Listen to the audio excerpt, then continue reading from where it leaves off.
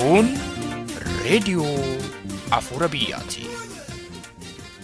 Reediyoon Afuura Biyyaa karaa marsaa intarneetaa saayifana balbal.com torbanitti al tokko afaan Amaaraatiif afaan Oromootiin Afuura Biyyaa kan quba sin qabsiistu madda odeeffannooti. Kun reediyoo Afuura Biyyaati.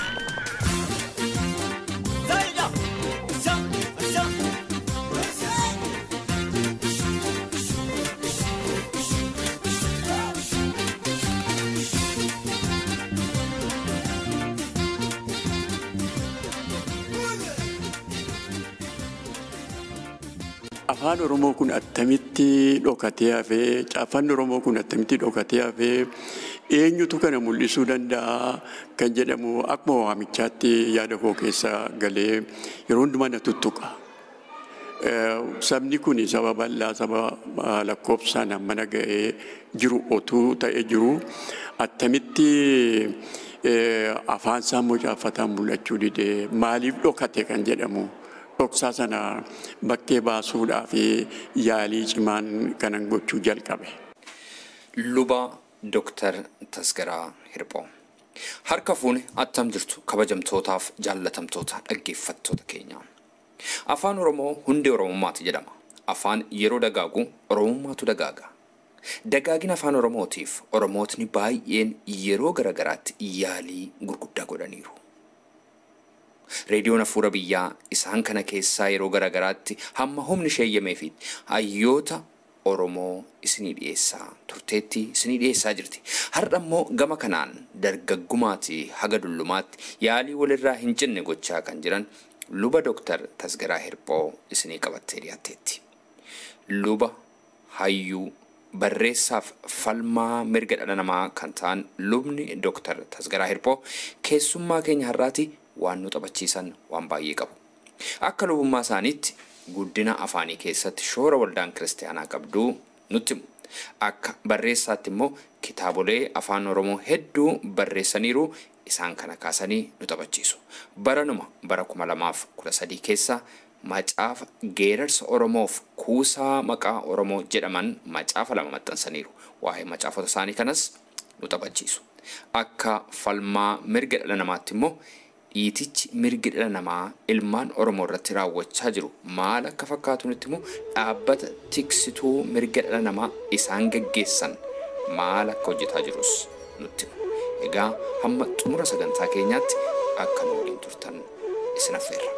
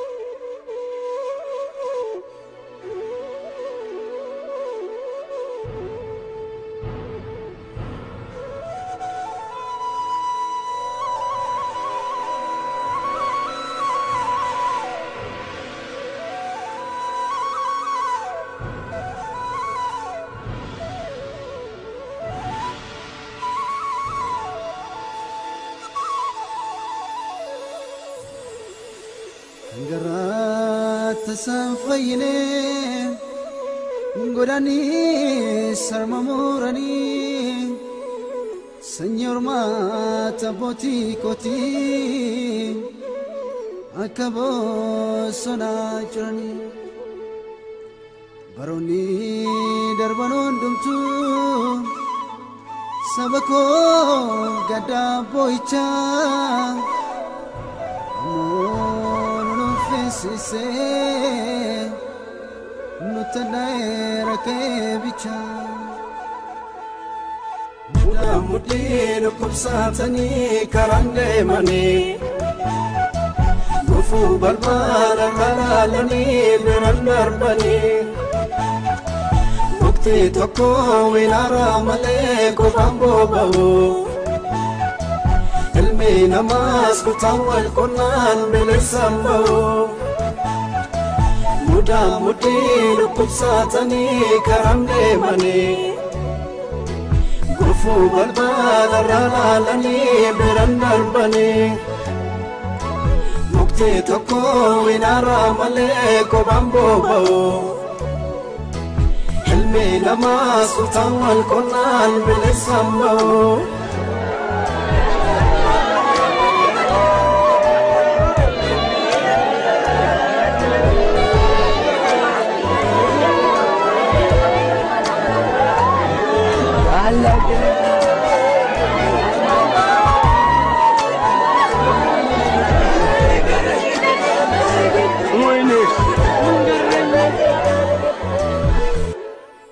Tangaran ulafu ikamnu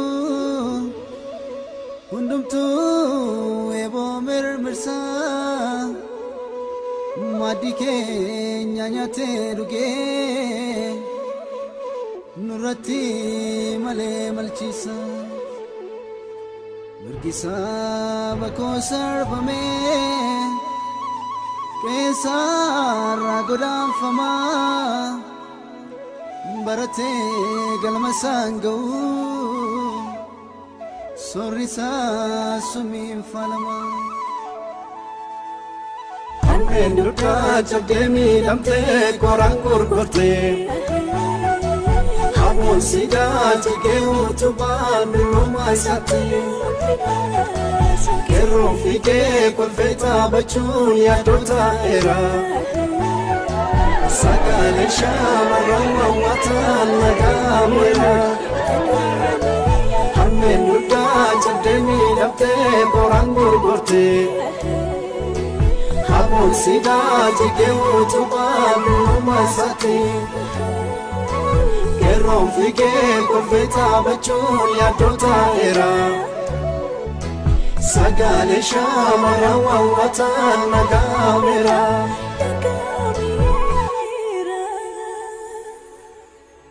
Tuta galafatani bektuta irang gidirsu tokkuma matini gani afanin miso malabsu albudi biyasa mame kabenya sanitera warri keenya sangaan kotu sadarkaan sanii kutera mudaa mudhii dhukkubsatanii karaan deemanii gufuu balbala irra laalanii biraan darbanii mukti tokko winaara malee qofaan boba'u ilmi namaas kutaan wal qonnaan bilisaan ba'u mudaa mudhii dhukkubsatanii karaan deemanii gufuu balbala irra laalanii biraan darbanii mukti tokko winaara malee qofaan boba'u ilmi namaas kutaan wal qonnaan bilisaan ba'u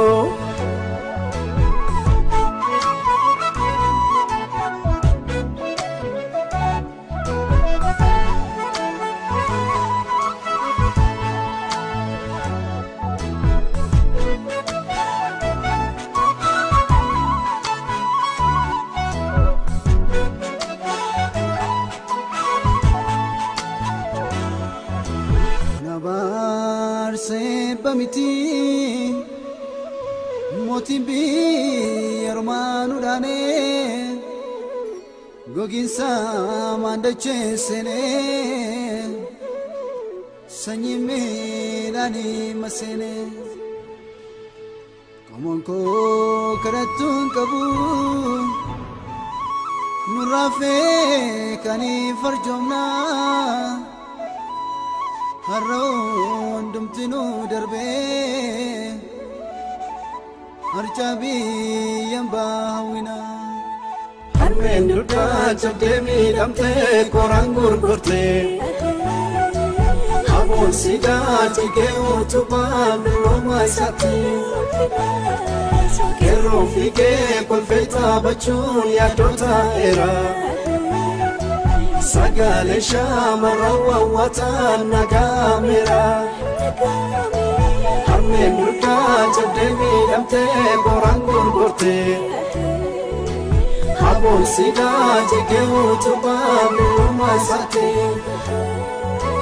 qeerroon fiigee kolfee taphachuun yaaddota eeraa sagalee shaamarran wawwataan nagaameera. Siyaasa keenya yakkanii kan isaanii labsataniiru afaan qawween dorsiisanii bara dheeraa bitaniiru.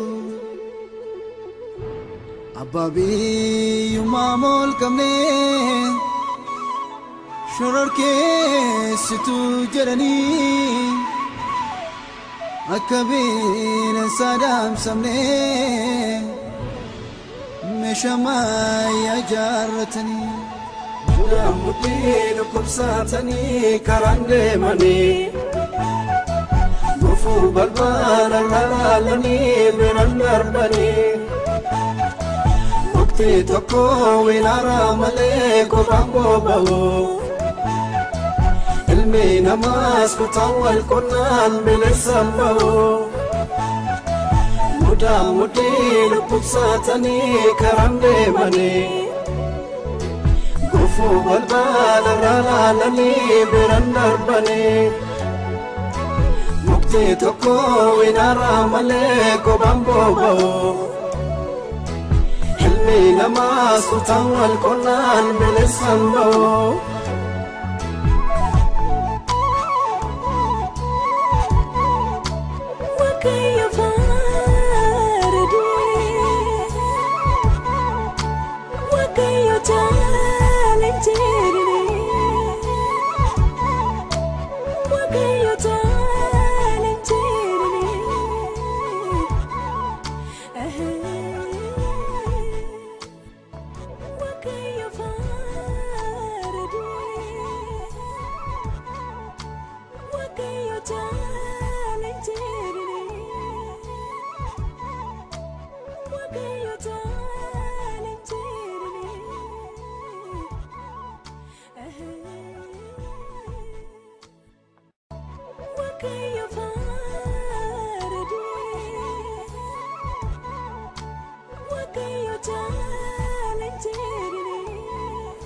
Luba Tasgaraa Hirpoo gara reediyoo Afuura Biyyaatti baga nagaan dhuftan.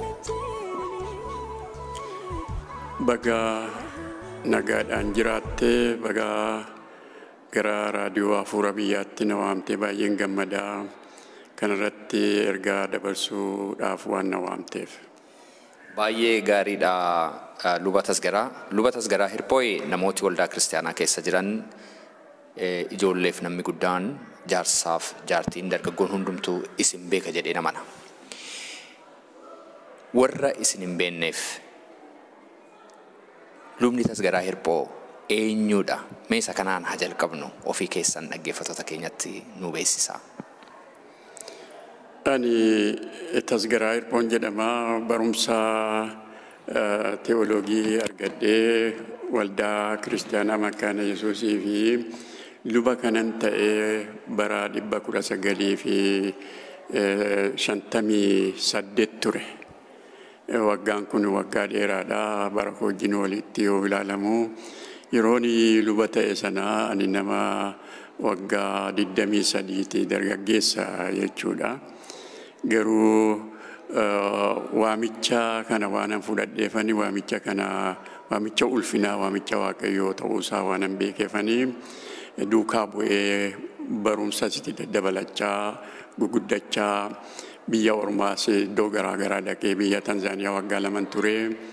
Deebi'ee immoo waggaa 2 hojjedhe biyya Jarmanii waggaa 8 ture. Baradhee immoo deebi'ee waggaa 10 hojjedhe. asumaaf achi fiigaan corachaa dhumaan itti guddachaa dhufe barri koo yeroo sana mucaa waan ta'eef dargaggeessa waan ta'eef carraa argadheen itti fufee biyya Jarmanii ga'e. Amma nama waggaa meeqaa taatu? Amma iftaanii gaafa dafinoo dhufu kana akka ayyaana ofii kootii argeetti waggaan koo nama waggaa 78 ta'a. Baay'ee bara dheeraadha. Umriin keessan dheeraadha. Garummayyuu baay'ee jabaa akka dargaggeessaatti hojii baay'ee hojjettu. Dheengadduma kana macaafa afaan Oromootiin macaafa 2 baastanii macaafoti kun inni tokko kuusaa maqaa afaan Oromoo jedha. Inni tokko immoo geerarsa jedha. Macaafa geerarsaa jedha. Ammayyuu ganaa mul'ata baay'ee kan qabdaniif hojii guddaa hojjechaa waan jirtanidha. Mee fedhiin waa barreessuu kun fedhiin hogbarruu kun baay'ee babal'aa miti saba keenya gidduutti. Keessumaa bara isin dargaggoo turtan sana bara isin itti waa barreessuu jalqabdan sana keessaa bal'aa hin turre. Isin akkamittiin carraa kan argattanii gara kanaatti dhuftanii fedhiinsaa immoo eessaa madde? Ani waa dubbisuu kanan baree abbaa gammachiis kan inni caafe abbaan gammachiis macaafa qulqulluu afaan Oromootti kan hiike Asteer Gannoo Salbaan kan jedhamtu immoo macaafa garaagaraa afaan Oromootti kan hiikte manni barumsaa yeroo sana hin turre isa dubbisuudhaananii waa dubbisuu bare afaan Amaarinyaa yuutuun bariin waan tokko mana barumsaa utuu hin naqini isaanan bare ergan isa bare booddee taa'umsa rafuu na dhowwee eessaa ba'anii jarreen kun kana hojjechuu kan danda'ani bara sanaa akkamittiin immoo kana hojjechuu hin dandeenye maaliif nu bira ga'uu dide dubbiin kun afaan Oromoo caaffatanii hin caafama argate nu immoo maaliif dadhabne kan jedhuun karaa barbaadaan ture isatu na kakaase erganii na kakaase mana barumsaa yommuu naqee waa'ee hiikaa yookiis abbaa gammachiisa jedhamu waan tokko iyyuu hin dhageenye hin jiru namni na barsiise hin jiru namni waa'ee isaa dubbatu iyyuu hin jiru macaafuma isaa duwwaatu jira afaan Oromootiin inni iyyuu iddoon itti dubbifamu iddoon ittiin hojjetamu kutaa Ayira Calliyaa Najjoo keessaa immoo Najjoo Mandii Boojjii isaan immoo afaan Amaarinyaatiin dubbatanii afaan Oromootti iyyuu hiiku yeroo sana bara sana keessa. Kanaafi afaan Oromoo kun attamitti dhokatee hafee caaffanni Oromoo kun attamitti dhokatee hafee eenyutu kana mul'isuu danda'a kan jedhamu akkuma waamichaatti yaada koo keessa galee yeroo hundumaa na tuttuqa. Sabni kun saba bal'aa saba lakkoofsaan mana ga'ee jiru otuu ta'ee jiru attamitti afaan isaa immoo caaffataan mul'achuu didee maaliif dhokate kan jedhamu. Dhoksaa sana bakkee baasuudhaaf yaalii cimaan kanan gochuu jalqabe. Baay'ee gaariidha. Amma yeroo haasoftanii maqaa namoota lamaa naa dhooftan. Tokko abbaa gammachiisi tokko immoo Gannoo Salbaani. Jarri kun lamaan tarii waldaa kiristaanaa keessatti baay'ee beekamu. Waldaa kiristaanaa alaa namni reediyoo kana dhaggeeffatu baay'een isaan beekuu dhiisuu mala. Isa kana mee dhaggeeffattoota keenyaa fi nu ibsaa eenyu isaan jarri kun lamaan? Anumtuu kanaafan ka'e yommuu mana barumsaa dhaqee abbaa gammachiis jedhu namoonni keenya isaanii maqaan dhaloota isaatiiyyuu hiikaadha hiikaa Awaaj jedhama namoonni garuu biyya Oromoo yommuu inni dhufe abbaa gammachiis jedhu ilmi isaa gammachiis waan ta'eef macaafa kana isatti hiikee jedhu malee eenyu akka inni ta'e eessaa akka inni ba'e seenaan isaa waan tokko irra hin jiru.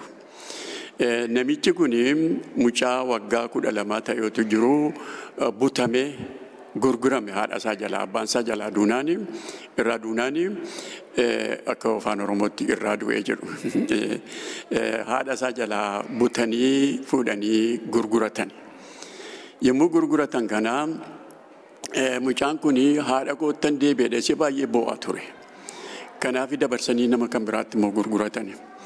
Utuma gurguramuu warra Habashaa bira ga'ee Habashaan immoo dabarsee karaa masawaa biyya alaatti gurgurachuudhaaf dabarsuudhaaf utuu jedhanii warri Siweedinii biyya keenya dhufanii akkatti saba Oromoo bira ga'an dhabanii masawaa jiruuyyuti Oromoo kan jedhamu yoo jiraate dargaggoota isinirraa binneetu barsiifna oolchina jedhaniitu isa kana argatanii. Kanaan namichi kun yommuu dhufu nama waggaa 16 ture jechuudha. Bara Suudiinii bira dhufee masawaa nama waggaa 16ti. Bara meeqa keessa? Bara 1872 keessa 1872tti cuuphame inni achitti.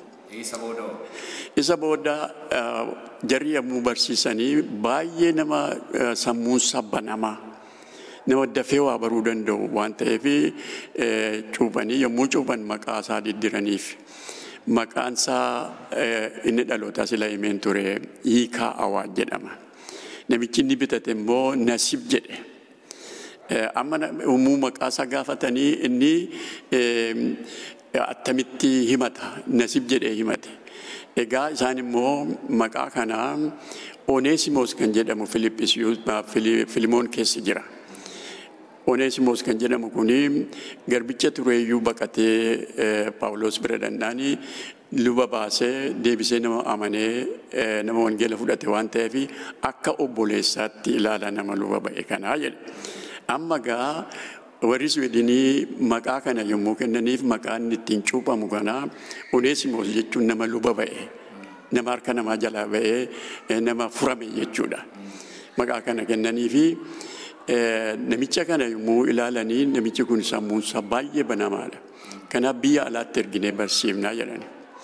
Yeroo biyya alaatti ergan kana namni kun nama waggaa 20 ture. Namni waggaa 20 attamitti masawaadha ba'ee Stookholmiin Suudiinii gaa hojjettee kunumtuu mataan isaa dinqii guddaa. Ijoollee waggaa 20 amma yoo ergite bara sana immoo kan ittiin adeeman iyyuu dooniidha. Jiru Awurooppilaaniin hin jiru. Qaroomni hin jiru. Isaanii dhiqee fi hojjetee jaraaf hojjeteetu isaan duukaa hamma Suudiiniitti dhufee markabaanii dooniidhaan dhufee achi ga'ee achi isa simatanii mana barumsaa Yohaannaa Lund kan jedhamutti galchan. Biyya Suudiinii keessa. Waggaa 5 achi ture egaa. Duraan dursee afaan Suudiinii baratee afaan Suudiinii baree achumaan teoloogii baratee hojii harkaa baree muuziqaa yoo rukutuu baree waan nama waa danda'u. Nama waa danda'u nama sammuunsaa banaa waan ta'eef nama dubbisuutti ka'ee firoota horate Suudiinii keessa warra hojii baran keessa waggaa 5 ergachi fixeetii biyyatti deebi'e. Namni baree biyyatti deebi'u namni dura iskoolashipii argate Oneesimoos jechuudha. Abbaa Gammachiis biyya Oromoo keessaa dura iskoolashipii argatee alatti namni baree saba Oromoo keessaa Oneesimoos Nasiib isa isaan jedhanii Abbaa Gammachiis jechuudha. Inni dhufe gaanii waggaa 5 ergachitti baree dhufee 1882tti deebi'ee Mirate kan jedhamu intala amantuu tokko fuudhe. Ishee fuudhee akkuma fuudheen torbanuma sana keessa biyya Oromoon dhaqa jedhee karaa biyya Sudaan ka'e. Haniimuun jedhu miti akka biyya kanaatti. Haniimuun isa manatti miti biyya Oromoon dhaqa ka'ee warra Abjuunsaa biyya keessatti deebi'e biyya harka namaa keessa jiru biyya garbummaa keessa jiru wangeelaan furuudha. Wangeelli hin fura jedhee amanee ka'ee Sudaaniin dhufanii daarii biyya Oromoo ga'anii gamatti ilaalanii hin dabartan ittiin jedhan. Darbuu dhoowwinaan achiitti yoo deebi'anii namni isaa wajjin dhaqan tokko namni Oromoon tokko gurbaan tokko du'ee laga Abbayyaa biratti awwaalanii darban. Namichi isaan keessa warra gurmuu sana keessaati. Namichi inni wajjin dhaqe Areeniyoos kan jedhamu namni Suudiinii immoo Hinduu innis immoo Kartumitti. Kana booddee isaanii haadha warraa saajjin Mirateedha wajjin biyyatti deebi'uudhaaf erga namni biraa du'ee kophaa keenya hin dandeenye biyyatti deebi'uudhaaf ka'anii karaatti baay'ee rakkina guddaatu irra ga'e. Qilleensi hamaan itti dhufee cirrachirra galagalee lafa duwwaadha lafa Sudaan suni karaa isaan irra deeman kun baay'ee hamaadha. Lubbuudhaan deebi'anii tugaanii masawaatti galani. masawaatti erga galanii si'a danuu biyya Oromoo dhaquudhaaf hin danda'amne. Yeroo sana rakkinni ture yoon ibsuu yaale warri Gibxi garboota achi keessaa guuranii dabarfatu turani. Warra beertaa kana namoota naannoo sana jiranii nagadi garbaa yeroo sana achiitti ho'aadha. Kanaaf warri adii kuni ennaa dhaqan wanta kana himu jedhaniitu sodaatanii dhowwani akkan dabarre dhowwani. Kun tarii harka Waaqayyooti jedhanii amana. Oneesimoositu yeroo sana biyya keenya lixeera ta'ee Oromoo bira ga'uu hin danda'u warri kan biraa karaatti ajjeesu. Maaliif amantii kan biraa fidedanii warri duukaa bu'aa turan jiru waan ta'eef kanaafuu Waaqayyo isaan dhowwee jedheen amana nama muuni seenaa kana ilaalu. Gadeebi'anii garuu hin teenye ammas karaa shawaadhaa ba'anii biyya Oromoo bira ga'uudhaaf yaalii isa meeqa godhani. Yaaliin kun hundinuu hin danda'amne. Kana booddee isa dhumaa irratti dhufanii Aliyuu Ambaa bira yoo ga'anii erga jedhanii Minilik waameessa ture isin waamne dhoowwate. Achi waggaa tokko ganna ba'anii biyyatti gara maswaatti deebi'uudhaaf yommuu jedhanii namoota baay'ee lakkoofsa isaanii baay'ee kan ta'e sansalataanidhanii garbootatu isaaniidhanii oofanii argee hin boo'e abbaan gammachiise. Baay'ee boo'e. Ofii isaaniidhaa kanatti hiikameera. Warra amma hidhamaa jiran warra amma gurguramaa jiran immoo jiru hidhee baay'ee boo'e.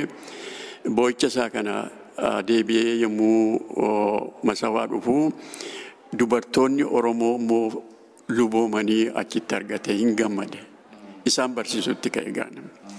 Isaan barsiisee isaan keessaa namoonni dubartoonni beekamooni isheen tokko Hirphee Abbaa Magaal jedhamti. Maqaa ishee Feeben jedhan yommuu cuuphan. Isheen kaan immoo Liidiyaa Dimboo jedhamti. Isheen immoo Dimboo Garbaa jedhamti.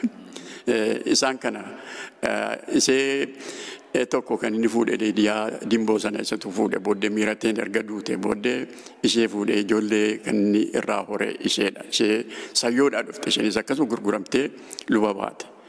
Hirphee Abbaa Magaalis akkasuma gurguramtee luba baate. Gannoo Salbaanis yeroonuma sana wal duukaadha isaanii. Isheenis mucaa waggaa 14 turte gurguramtee si'a meeqa gurguramteetu karaa Sudaan karaa masawaa ba'uudhaaf ishee jiru. Warri Itaaliyaanii galaanarraa deemanii warra akkasii dhoowwan kun qabanii luboomsanii harkaa baasan warra garba gurgururraa baasanii warra misiyooniitti kennani. Gaafa ijoolleen durbaa sun achi ga'u mana warra marri durbootaatti baran kophaatti qopheessaniif ijoollee durbaatiif. Mana barumsaa kophaatti qopheessanii handhiiraa kophaatti qopheessanii akka itti barsiisuu jalqabani. Isheen warra baran keessaati dubartii sammuun ishee qaramtu daftee waa hubachuu kan dandeessu. Mucaa waggaa 12 Gannoo Salbaan kun. Gannoo Salbaan kun. Mucaa waggaa 12 turte. Garuu wanta isheen caafte har'a yoo ilaalte namni caafata beeku biyya keenya Oromoo keessaa mana kan caafe hin jiru jechuu dandeessa. Waggaa 100 fuuldura. Waggaa 18 fi 99 kan maxxanfame. Har'a sitti argisiisuu nan danda'a. Maal kan jedhu ture kan isheen barreessite? Kan isheen hiikte afaan Oromootti kan isheen hiikte oduu 52 si'a 2 kan jedhu oduu macaafa qulqulluu kakuu moofaa keessaati 52 kakuu haaraa keessaa 52 hin hiikte isa. Kan biraa immoo weedduu biyya Oromoo keessa jiru Oromoon weeddisu hundumaa walitti qabdee caafte. Inni kun hin maxxanfamin jira qaba hin maxxanfama jedheen amana. Eessaa qabda? Caafataan nama Swiidinii tokkotu fuudhee galee biyyatti nu galchee amma isa of harkaa qaba. Biyyatti kenneen jira akka qubeetti dabarsaniif. Qabeenya guddaadha kun qabeenya guddaadha. Seenaa baay'ee nama dinqisiisuu natti maa jirtu luba Dooktar Tasgaraa Hirphoo. Yeroo darbee Dooktar Kabbadee Hordofaa nama qorannaa saayinsii afaaniitiin PhD argatanii wajjin yeroon gaaffiif deebii godhetti. guddina afaan Oromoo fi gumaacha namootni garbaa turanii gabrummaarraa walaba ba'an kiristaanota warri jalqabaa gumaacha isaan godhanii guddaadha kan jedhu natti himan. Maal gumaachi isaan godhan amma gaa akkan dhaga'utti akka naagalutti Gannoo Salbaanfaa Abbaa Gammachiisfaa ta'uu isaaniiti isaan kun maal isaan godhan hogbarruu afaan Oromootiif mee Oneesimoos irraa haa jalqabnu. Oneesimoos wangeela biyya Oromoo keessatti dabarsee kennuu fi namattiin luba baasuu fi dhamaa guddaa godhe. Dhamaa guddaa inni godhe tokkoffaan jalqabatti macaafa faarfannaa afaan Sweedinii irraa hiikee 100 hiikee mana maxxansaa kan Sweedinii yeroo sana masawaa dhaqanii dhaaban galabiin kan dhaabanii isa keessatti kan maxxanfame 1887 fi 87. Macaafni dura afaan Oromootiin tole jedhee maxxanfame isa. Attamitti kana hundumaa hojjechuu qophaasa hojjechuu danda'e. Hawwii guddaatu isa keessa jira. Macaafa kana yommuu dubbiftuu isa keessatti sagaleen dhaa jedhamu hin jiru. Namni isa gargaaree dhaa kan jedhamu kana uume hin jiru. Garuu daadhuma fudhatee isumaan macaafa faarfannaa kana hundumaa qopheesse. Macaafi kuni yommuu inni Finfinnee ga'uu dadhabee deebi'ee dhufu maxxanfamu dubbii lammaffaan kan isa gammachiise immoo isa. Baay'ee humna kenneef erga kun maxxanfame erga ijoolleen dubartoota Oromoodhaa dhufanii achitti argamanii amma gaa humna argateetu sakaanii macaafa qulqulluu hiikuutti ka'e. Macaafa qulqulluu yommuu hiiku utuu ofii isaatii kophaasaa kan inni hojjete macaafa kakuu haaraa achitti qulqulluutti maxxanfame innis. Qulqulluutti kan maxxanfame kana baay'ee biyya keessatti hin tamsaane isa kan biraati kan tamsa'e amma garuu inni tokko qaba of harkaa. Hin teenye inni gaanii ergasii ittuma fufe maaliifi macaafi kun gaafa saba keenya bira ga'e gaafa sabni keenya bare of baraa. Ofiisaa erga baree booddee amantii kiristaanaa erga fudhatee booddee sabi kun of barraan namni lammaffaatti roorrisuu hin danda'u. Itti roorrifame jarreen kanatti roorroodha. Ijoollee qabee kan gurguratu roorroo kana jalaa ba'uudhaa fi kiristaana ta'uudha. Yeroo sana immoo rakkinni ture maali warri garba gurguranii warra biyya alaatii kan nagadani. Kan itti gurguramu warra biyya keessaati. Warri biyya keessaa amantii ortodoksii kan fudhatanii garba kiristaana kan hin ta'in gurgurachuu hin danda'u garuu kiristaana hin gurgurani. Warri Islaamaas immoo Islaama kan ta'e Islaama gurguruu hin danda'ani. Sabni Oromoo sana amantii kiristaanaa an ortodoksiis hin fudhanne kan Islaamaas hin fudhanne kanaafi bakkee jira jechuudha. Sababa bakkee jiru kana haraniitu gurguratu. Kanaaf maqaan isaan fudhatan kuni maqaa macaafa qulqulluutii jedhanii namoonni tokko inni dogoggoraa jedhu. Maqaa kana fudhachuun isaanii erga maqaa kana fudhannee kiristaana taane hin gurguramnu kan jedhamutu isa duuba jira. Gurguramnu duuba baaneerraa jedhama. Akkasitti namoonni keenya gar tokkoyyuu maqaa Islaama ta'uun isaaniis kanuma keessaa dhufe. Yoo Islaama taane Islaamni nu gurguruudha. Politikaan yeroo sanaa kana jechuudha. Kanaaf Oneesimoos Abbaan Gammachiis yaadni isaa macaafa qulqulluudhaan sabni keenya hinuma luba ba'a. Obbaraa kan jedhamuun caaffata kana bal'aatti ilaalanii hojjetanii hiikaan isaanii kan kun immoo kophaa isaanii kan miti. Gurmuun Oromoo namni 50 yeroo sana biyya sana keessa ture biyya Eertiraa jedhamu. Eertiraa yoon jedhamu yeroo sana biyyi sun ergasii booddee xaaliyaaniin gaafa qabatu Eertiraa jedhanii moggaasanii gurmuu Oromoo wajjin ta'anii galgalaa ganama ta'anii irratti vocabulary jiru, sagalee jiru, jecha jiru hundumaa qoratani. Jecha isaanii qopheessan magaalaa spelling book isa jedhu faayuu laaltu akkatti namni sagalee caafu sagalee qopheessu hunduma isaa tarree galchanii fidala 2 kan qabu 3 kan qabu 4 kan qabu 5 kan qabu jedhanii akkatti duraan dursanii qopheessani vocabulary jecha. Kana booddeeti kan macaafa qulqulluun egaa irratti sirriitti hojjechuu danda'ani. Gaallaa spelling bookii kana mee haasaa keessan gaddaan kutuu hin ta'in malee qubee amma seena barreeffamuun barreeffame miti? Lakki. Arfi laatiinii miti? Laatiinii miti. Laatiiniidhaan tokko iyyuu gochuu hin dandeenye yeroo sanaa eeyyamnis hin jiru laatiiniin hojjechuu. Laatiiniin hojjechuu kan yaale kan gaafate Yohaan Ludwig Kraft ture. Saayile Sillaaseen nuyi fidada qabnaa isaan hojjechuun siin ta'uu jedhee dhoowwe. Kanaaf isa dhiiseetu isuma kan isaaniitiin caafee hiikaan isaa immoo attamitti akka rakkoo ta'e dubbisuun isaa hin gaddaa himeen ture. Laatiiniidhaan caafuun hin turre yeroo sana. Sabnis hin fudhatu mootummaanis hin fudhatu ture. Utuu laatiiniidhaan yaalanii ta'e biyya keenyatti hin galchan turan. Kanaaf ittiin lixuudhaa fi isuma argataniin isuma baraniin ittiin lixani. Kan isaan ittiin caafan isaanii hundinuu kan fidala warra saabaatiin malee kan biraatiin yaalle isaanu. Abbaan Gammachiis macaafa qulqulluu hiikan. Kana malees macaafa hawaasa abbaa gurguddaa bubuusan baay'ee akka isaan barreessanitti himama. Maal fa'aa ture kan isaan barreessan Abbaan Gammachiis yookaan Onesimoos Nasiib? Caaffanni isaanii qopheessan egaan dura akkuma ni jedhee faarfannaa galata Waaqayyo gooftaa machaa kan jedhu isa duraati. Ittaansee kakuu haaraa isa qulqulluutti maxxanfame kunis qulqulluutti maxxanfame.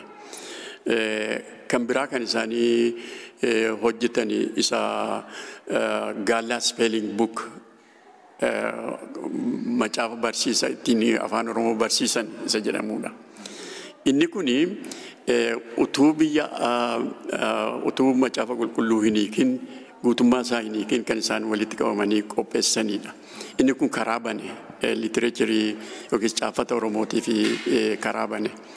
Isa kanarratti dabalee kan biraa hojii gurguddaa hojjechuudhaaf yaadaa qaba ture.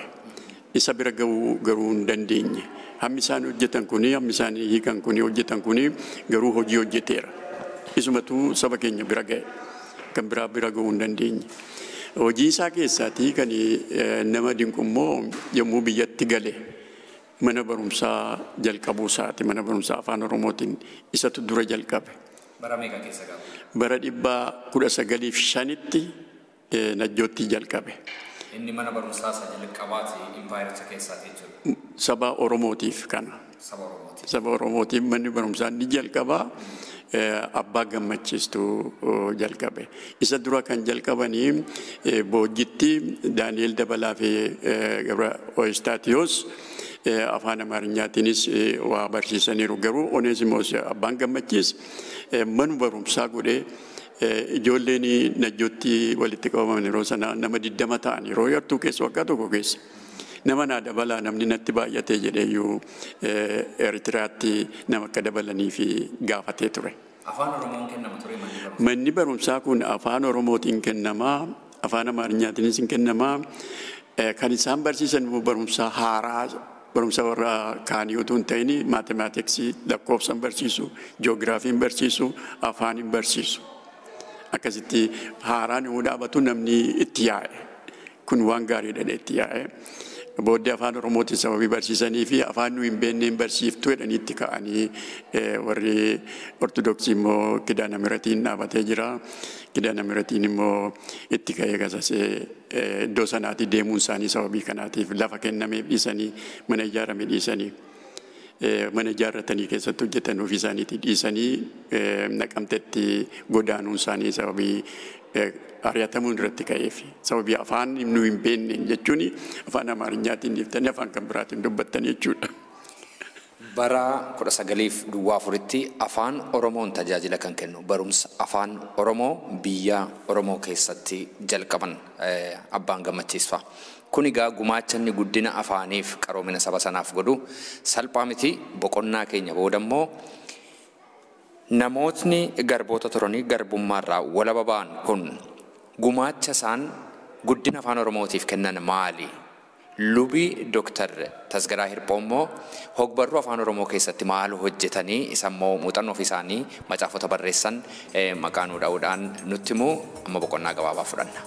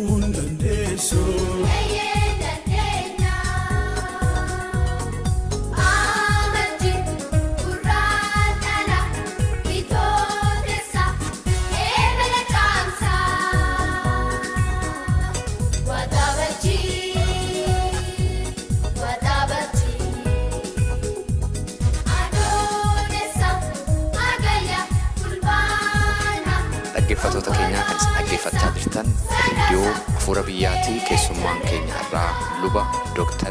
Tasgaraa Hirphooti. Dhimmi nuun irratti dubbachaa jirru immoo garri caalaansaa waa'ee hogbarruu afaan Oromoof gumaacha gama kanaan garbootni warri jalqabaa garba turanii gurguramanii isa booda walaba ba'an gumaacha isaan godhan ilaallaa.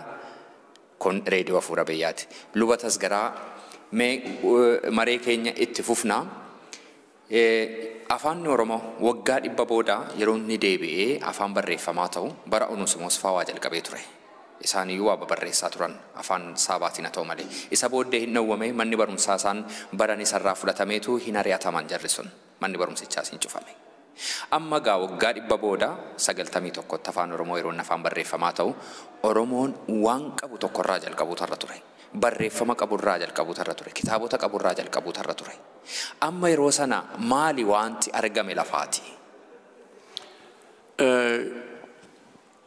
yeroo sana kan lafaa argame wanti kan biraa waan tokko yoo afaan oromootiin hin jiru caaffatuma kan Oneesimoos abbaan gammachiis caafee macaafa qulqulluu macaafa faarfannaa macaafa isa barsiisaa waldaa kiristiyaanaatii fi caafame oduu 52 si'adama inni iyyuu afaan amaarኛatti isa hiikame nu barsiisan malee ijaanuu hin argine isa dhiyoo argine isa kana waldaa kan dhaabe macaafa qulqulluu kanarraa kaanee isa isaanii faarfannaa isaan qopheessan kanarraa kaaneetu eessa ga'uu qabnan immoo maal hojjechuu qabnan immoo yeroo sana nama muraasa akkana hojjete nu amma baay'anneerra namni baay'een kun maal hojjechuutu nurra jira jechuudhaani hiikaa haaraas kan ittiin jalqabne yaada kana qabanneeti malee caaffanni kan biraa waan tokko iyyuu hin jiru seenaan keenyas caafamee hin jiru mana barumsaatti waa'ee seenaa Oromoon kan jedhamu iyyuu namni beeku hin jiru.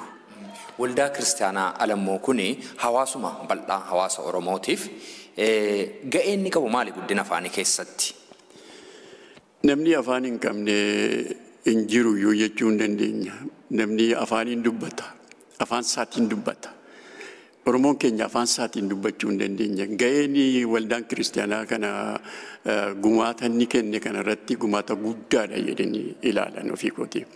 Namni afaan isaatiin dhaabatee wanta yaade dubbatee wanta yaade caafuu danda'u nama bilisa ba'e nama ofii isaa of bare jechuudha. Macaafi kun of nu barsiisee jedhani. Saba Oromoo guutummaa bira iyyuu hin geenye yoo ta'e yeroo sana hammi inni bira ga'e of bare.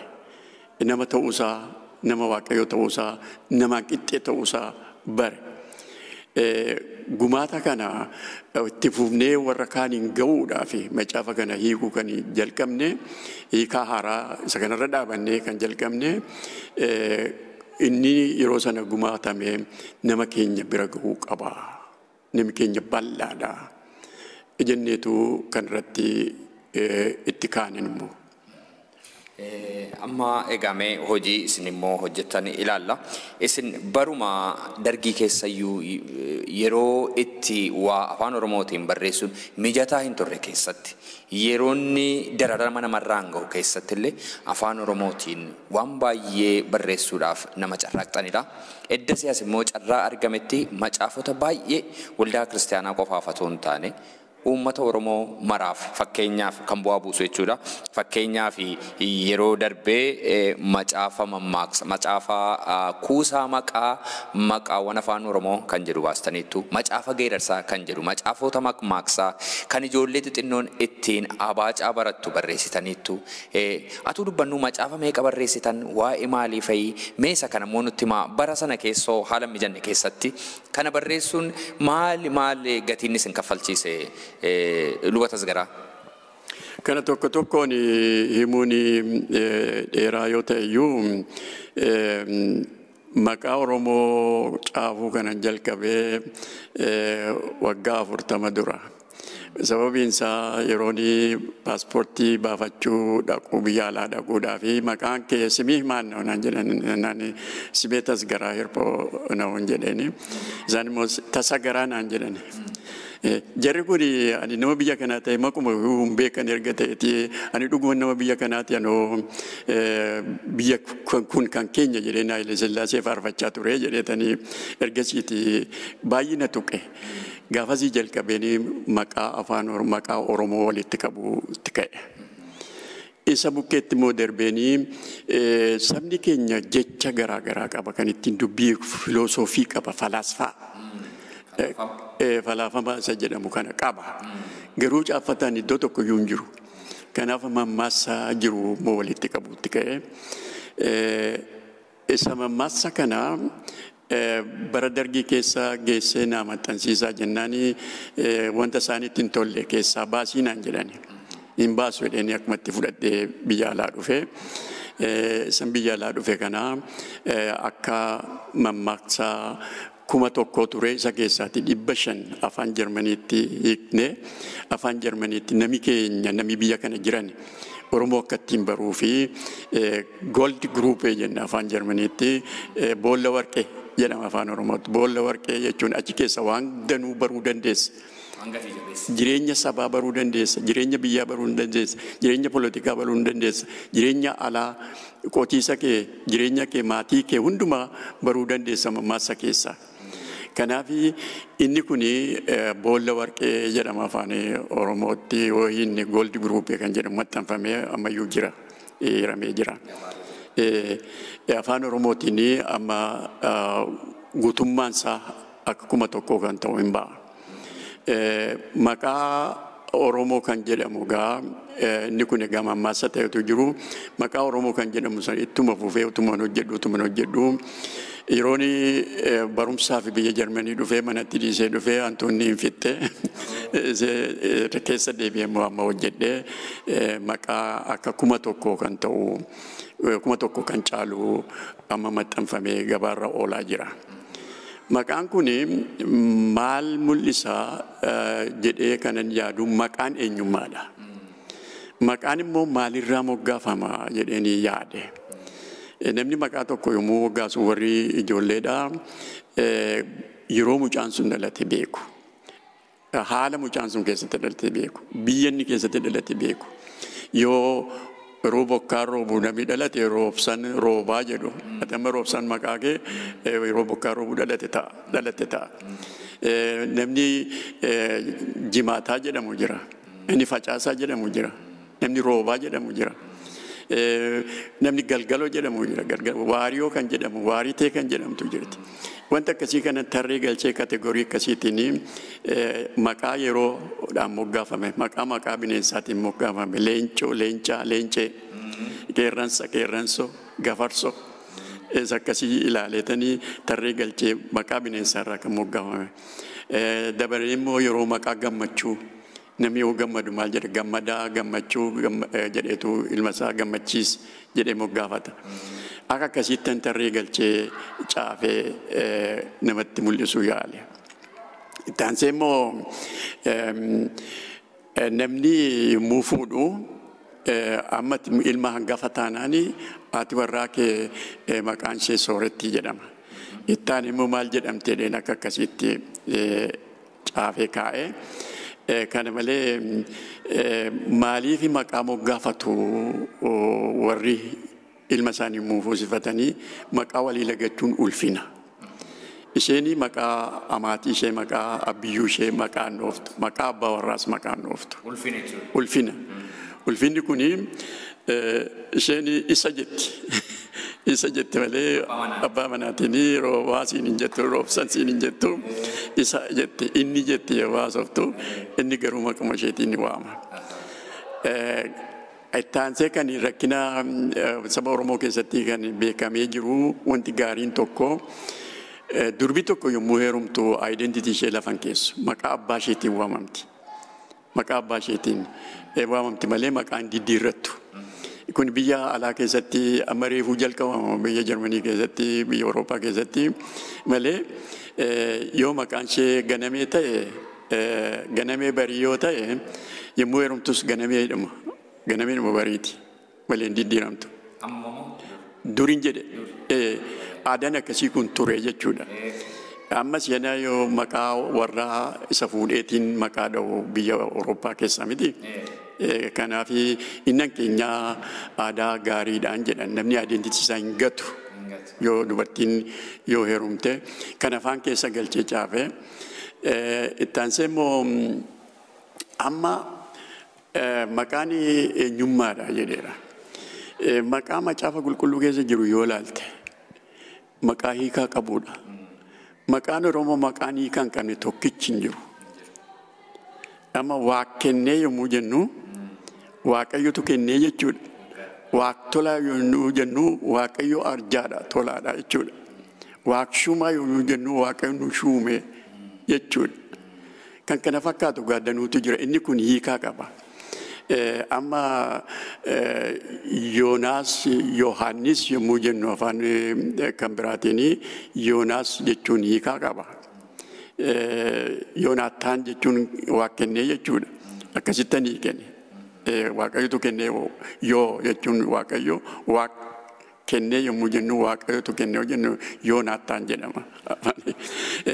Macaafa qulqulluu keessatti akkuma sabni Oromootti maqaa moggaafatutti moggaafatu. Waan ta'eef kana wal bukkee qabanii ilaaluun gaariidha. Maqaa kan biraa warra keenya afaan keenya ta'e yoo ilaalte kan biraati. Maqaa kana keessa immoo maqaan saba kan biraa miidhuu yookiin saba kan biraa tuffatu waan tokko keessa hin jiru. Maqaa gaggaarii, maqaa mimmiidhagaa kanatu jira. Kun mul'achuu qaba saba Oromootti. Of tuffachuu hin qabu. Maqaa kan biraa fudhatee ofitti dibee of tuffachuu hin qabu. Of baruudha. Eenyummaa isaa deeffachuu qaba jechuudhaan kanas bira kaa'eera sama macaafa qulqulluu keessa jiru bukkee kaa'ee achiyyuu jira hankeenya immoo wal fakkaataan kan keenyaa jin jedhee kanaaf hancaafe. Baay'ee namatti tola kun waan taa'uu qabudha baduun irra hin jiraanne kanaaf dhugumaan bu'a qabeessa kun. Luba Dr. Tasgaraa Hirphoo macaafota baay'ee barreessitaniitu ammallee hojiitti akkasiin jirtanitti hubadha. Maa inni mul'ati keessan gara fuulduraa waggootii fuuldura keenya jiran keessatti maal hojjechuudhaaf yaadaa jirtu? Andees gaaffiit dura gaafatte waa'ee macaafa ijoollee kana xinnoo ibsuu laatan jedhe amma haasaa Oromoo kan jedhamu caafeera. Haasaa Oromoo jechuun warra biyya alaa jiraniifanii caafe. Dargaggoonni biyya kanatti fuudhanii ijoollee horanii akkoon akaakayyuun adaadaan bira jirtu. Galgala taa'ee kan seenaa waan tokko itti mee kofalchiisu gammachiisu hin jiru. Kan ittiin haasaa barsiisu kan ittiin qixa jireenyaa hubachiisu hin jiru. Sababii ta'eefanii wanta jecha Oromoon ittiin ijoollee guddisaa ture walitti qabee fakkeenya bineensaatiin qocaadhaani, allaattiidhaani, leencaani, hilluuni, waraabessaani, harreedhaani, saawwaani kan jiru akkatti namni keenya waan nama keenya keessa jiru. Kana akka hubataniifanii caafee warra alaatii fi caafamee warra biyyaas immoo gargaara jedheen nyaata. Sababiin isaa ijoolleen mana barumsaatti guddatanii galanii macaafa dubbisu malee macaafa mana barumsaatti kennameef hojii manaa hojjetu malee seenaa isaanii keessa deebi'anii namni itti himu hin jiru. Yeroo yuun qabu namni seena. Kun garuu qabaachuun barbaachisaadha jechuudhaan kana caafee macaafni maxxanfamee dhumeera yoo amma hin jiru. Yoo lammaffaa maxxanfamuu barbaachise garuu yoo himame hin hojjetama. Itti aansee immoo macaafa qulqulluu keessaatii daa'imootaaf kan ta'u macaafa kan biraarraa ni hiike kan biyya Jarmaniitti caafame irraa ni hiike fakkii gaggaarii kan qabu guutummaa macaafa qulqulluu keessaa kakuu moofaaf kakuu haaraa keessaa kana ni hiikee fi sababiin isaa bara dargii kana keessaa ijoolleen biyya Itoophiyaa keessa jirtu guutummaatti kan ittiin bartu macaafni Vilaadimiir Leeniin Moskootti maxxanfamee biyya keessatti tamsaafamee isa barachaa jiru jedhani. Mee macaafa kana naa ergaan gaafa macaafa kana dubbisu rafuu hin dandeenye. Ijoolleen keenya macaafa qulqulluu baruurraa seenaa Vilaadimiir Leeniin baru. Maal hojjete namichi kun immoo biyya isaatiif saba biyya lafaatiif kan jedhamutu sammuu koo keessa seene. Hin dhume filosoofii isaatiin saba baay'ee miliyoonii baay'eetu dhume. Yesuus immoo maal hojjete jedheen yaade. Yesuus immoo saba baay'eetu fayye. Isa kana mul'isuun narra jira gaa. Waan Yesuus ijoollee keenyaaf godhe mul'isuun narra jira. Barri sun bara dargiitti argite. Biyya Jarmanii taa'ee macaafa tokko tokkoon dabtarii ishee maxxansiisanii biyya biyyatti namatti kennaa ture. Erga dargiin darbeetii guutummaan isaa maxxanfamee amma biyya keessatti akka 5,000 galee jira. Kana sababii akkasiitti kan inni hojjedheef isa kana jechuufan jedha. Amma lakkoofsa macaafota ammaatti barreessitanii maqaa isaanii hin beektu yaadattu? Kananii kee wajjin yoo ta'e gara 8ti. Macaafota 8 yaadattu maqaa isaanii? Inni tokko abaca Oromoo kan jedhamu fidela qubee laatiiniitiin aadha jalqabee hamma dhumaatti fakkii tokko irra kaa'ee abaca yommuu jennu aan maal jedhama arbaa jedhamee maqaan garaagaraa aadhaan kan ka'u sadan tokko arfan tokko irra kaa'ee baa jedhamu baala balaa akkas jedhee xaayoo jedhu gaayoo jedhu akkasitti kan caafamee jira. Amma macaafesaa jira. Amma ammaatti garuu tamsa'ee biyya hin geenye malee jira.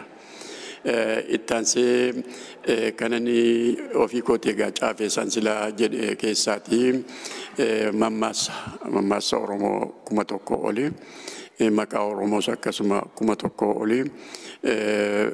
Kanan ofii kootii caafe kananii immoo hundee barsiisa kiristaanaa kan jedhamu afaan Ingilizii irraa hiikee biyyatti maxxanfamee gabaarra oolaa jira. Ammattiin barsiifamaa jira. Macaafa qulqulluu kana immoo qubeetti dabarsuudha.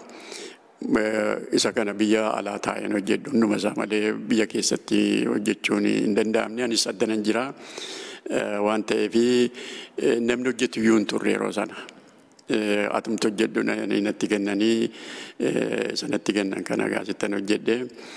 Macaafni kan biraa kananii haaraanii amma kan ba'aa jiru wanti tokko hin jiraata. Inni kun garuu amma ammaatti hin bulloofne gaafanni bullaa'anii dabarsee hima. Mee waa'ee isaa mul'ata keessan gara fuulduraa seedu teellaan itti dhufa gaaffiin sila sin gaafadhe dhaabbata mirga dhala namaa tiksu tokko hundeessitanii sochii akkasiin gochaa jirtan hin beekama. Mee waa'ee dhaabbata mirga dhala namaa tiksu kanaa maal jedhama maal hojjetaa jira mee waa'ee isaa immoo dhaggeeffattoota keenyatti nu himaa alwada Dr. Taksira. Hojiin hojjetamuu malu saba keenyaaf hojjetamuu malu guutummaadhuma jireenya sabaa kan ilaaluudha malee wangeellis guutummaa sabaatti guutummaa namaatti dubbata. Namni keenya bara dargii keessa baay'eetu miidhamaa ture. Yeroo sanas gadi hin teenye dubbachaadhuman ture. Garuu dhaabbata kanaan hojjechuun hin dandeenye yeroo sana yeroon isaas hin kennine anis kophaan ture.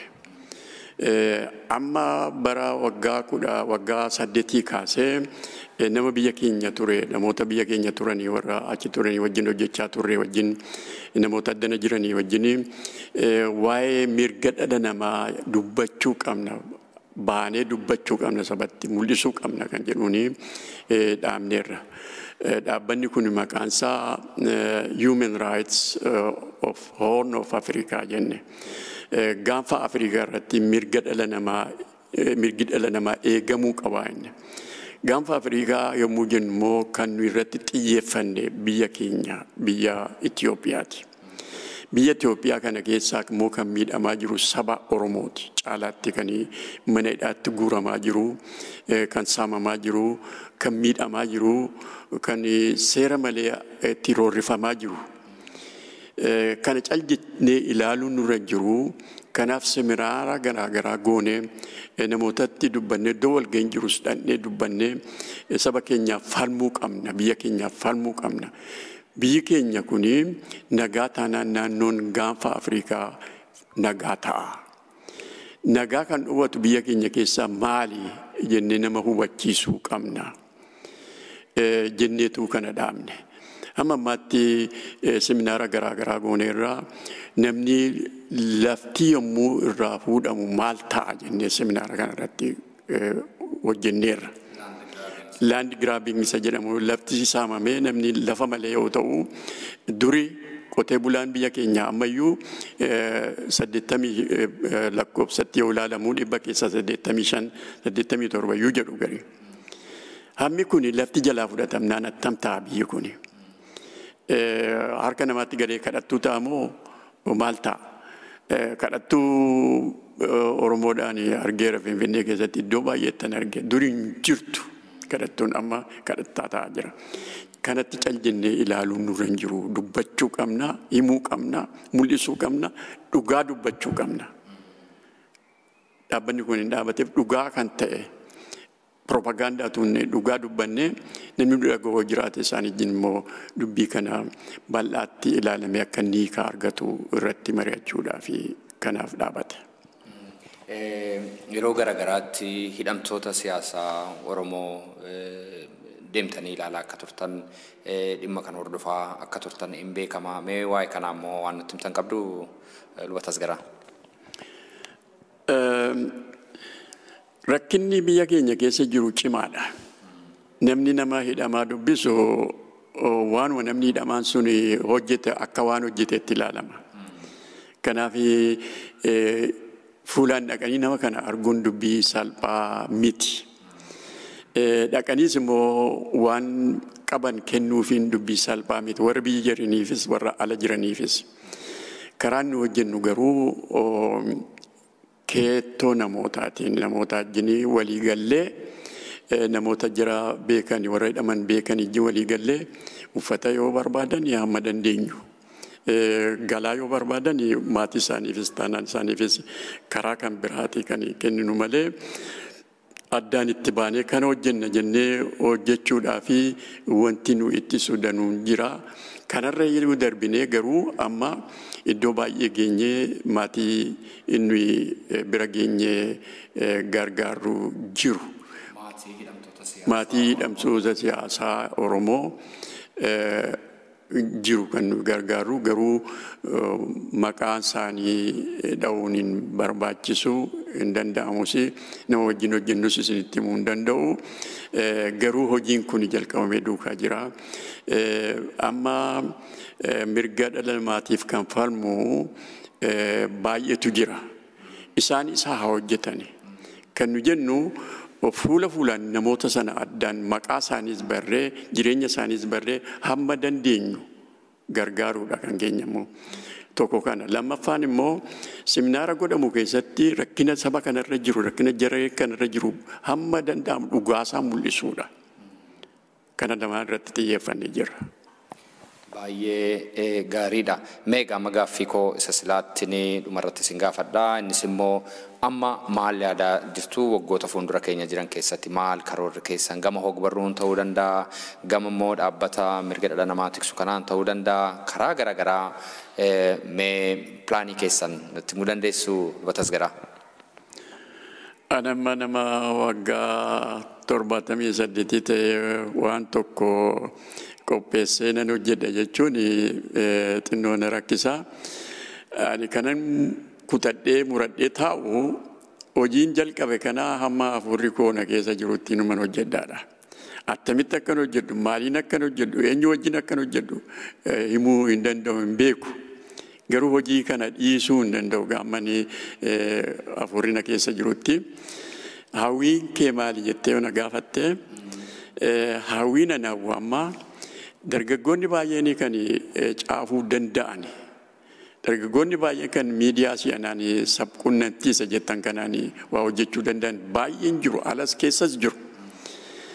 Isaan akkasii kun utuu ka'anii waa gumaachuu nan danda'a laata isaan gidduu taa'ee kan jedhamu yaada. Waa gumaachuu kanatti dandeessu immoo dhaabbanni tokko yoo jiraate malee, istiraakchariin tokko caasaa isa jettan kana yoo jiraate malee hin ta'u. Kanaaf ani kanan hawwu duras namoota adda wajjin kanan haasa'aa ture. Afaan Oromoo fi aadaa Oromoo irratti kan hojjetu dhaabbanni tokko jiraachuu qaba. Alaaf keessaan kan nama gurmeessee isa caafame fuudhee ilaalee dogoggora qajeelchee maxxansiisee gabaatti baasee gurguree horii isaatiin hojjetu. Amma warra kana caafan irraa anuma ajjinuu kan jiru isa caafte kana yoo gurgurtee horii isaatiin deebiftee maxxansiifte malee ta'u. Namni keenya hin bitaa? Hin bitu. Ani kanan caafee kaleendera waggaa ja'a caafee hiree ennaan hin dhume horiin isaa dhumnaan itti dhiibne horiin isaa deebi'uu dinnaan. Isa kana amma kana maxxansiisu garuu biyyatti maxxansiiseen isee dana fidu kana immoo tarii horii biyya kanaati yoo narraa bitanii fi xinnoo seena gargaartii laatanii kan dhaabadhee dubbadha. Bitaa daraa jedhee. Utuu namni keenya caasaan akkasii jiraate caasaan kun horii buusee dhaabbata kana dhaabee caafata kana fuudhee xiinxalee qajeelchee gurguree deebisee ittiin hojjisiisuu hin danda'a. Kanaaf gara fuulduraatti namoota yaada akkasii qabanii jini utuu wal geenyee si'a tokko teenyee wanta akkasii dhaabbata akkasii dhaabnee hawwii guddaan qaba. Kana keessatti gumaataa amma hin danda'u gumaachuu nan danda'a jedhanii yaala. Kanarraa kan hafee kophaanuma kooniitti jooraman jalqabee duukaanuman jira. Egaa hojii keessan hundumaatti milkaa'inaa fi jireenya keessaniif immoo umrii dheeraan isin hawwaa luba Dr. Tasgaraa Hirphoo. Garuu yeroo darbee obbo Zalaalem Abarraa wajjin yeroon gaaffiif deebii godhee turetti Oromoo Cultural Society'n tokkotu jiraateeti silaa rakkinoota isin amma kaastan kana dhimmuma isin amma kaastan kana furmaata fiduu danda'a yaada jedhu kaasee ture. Yaadni isin amma dubbattanis isuma wajjin wal fakkaata. Kanaaf attamitti walitti dhufuun danda'ama jettu? Yaada obbo Zalaalem Abarraa dubbatan kana waggaa dheeraadhaa kaasanii Minneapolisitti walga'iin osaa ture yeroo sanaa kaaseen ture. Wanta akkasii dhaabachuu qaba. Iddoon itti dhaabatu immoo biyya keenya keessatti yoo ta'e wayyaa. Biyya keenya keessatti yoo jabaate ala baasuu hin dandeenya. Warra laanuu gargaaruu hin danda'u. Jennee turre namni lafaa kaasuu hin jiru. Yoon biyya dhaquus namoota wal beeknu wajjin kanuma dubbadha. Dhaabbanni kun amma hin danda'ama jedheen amana. Akka inni itti danda'amu nama baay'ee walitti guurtee kan irratti haasoftu miti. Nama 5 taanee dhaabuu hin dandeenya. Namni 5 jiraatee fi amma obbo Zalaalem tokko jettamini tokko yoo jennee tariitii gaanii kabbadee hordofaa immoo lammaffaa yoo ta'e nama kan biraa immoo lamaan tokkotti dabalannee nuumti dhaabuu hin dandeenya jedhee amanan ofii kooti. Waan isaan amanan hin beeku. Erga dhaabnee booddee namatti himanna. Kana dhaabneerraa nu gargaaraa jenneetu Oromootti himanna. Yoo Oromoon kana nu gargaaru ta'e hamma qabnu waan qabnuun hamma taane hojjenna. Dhaabbatanii amma kanaan dura dhaabetti namni keenya hiyyaa si'a dura huursee yaa'etu takka laalee immoo deebi'a. Amma dhaabne kana immoo duukaanuma jirra nama 5 taanu. Muraasatu hojjeta silaas hojiiyyuu. Garuu hojii dhaabbateef kaayyoo dhaabbateef fiixaan baasaa jira hojjetaa jira. Hojjetaa jira. Dhaabbanni keenya inni amma waldaa warra Wangeelaa Afaan Oromoo jenne wanni ija isaa argiteettatu. Duukaanuma jirra. Nama muraasa garuu duukaanuma jirra. Hojjetaa jirra. Inni hojjetas. Amma mirga dhala namaa gaanfa Afrikaa inni jennes xinnoodhaan jalqabne xinnoodhuma kanatu guddataa jennee amanna. Waggaa 8 jalqabne duukaanuma jirra. Ijji isaa mul'achaa jira. Guddachaas immoo jira. Waan ta'eef warri kanatti amananii yoo jiraatan wal qunnamuu nu barbaachisa, wal ga'uu nu barbaachisa, walii wajjin haasofne attamitti waa dhaabuu dandeenya, maal hojjechuus barbaannaa jennee lafa ofii keenya dadhabnetti karaa horiis karaa waan fedhees yoo ta'e iyyachuu hin dandeenya. Garuu yaadni isaanuu keessaa madduu qaba. Yaada kana ukkaamsinee of keessatti mataa keenya keessatti kaawwannee ukkaamamnee taa'uun nurra hin jiruun jedhanii himuu qabna saba keenyatti. Wanti kun hojjetamuu immoo qaba. Saba keenyaaf hin barbaachisa jennee itti amanna waan ta'eef waan saba keenyaaf barbaachisutti nu bira dhaabadhaa jechuu hin dandeenya yoo ofii keenyaa kaane. Kanaaf nama muraasa kana nu dammassii jedhanii dhaamsa sitti himadha. Baay'ee gaarii dhagaa warri dhimma kanarratti fedhii qaban warri sagantaa kana dhaggeeffachaa jiran dhimma kanaan hin dammaqu jedheen anis abdadhaa luba Dr. Tasgaraa Hirphoo keessummaa reediyoo Afuura Biyyaa taatanii waan dhiyaattaniif maqaa dhaggeeffattoota keenyaan guddaan isin galateeffadha. Galatoomiyatis carraa mana gowwaannaa kennitee fi bal'aatti wanta naa danda'amu himeera wanta irraanfadhe yoo jiraates booddeen maanitti daddabaluu hin dandeenya waaqessi haa eebbisu. Fayyaa ta'a.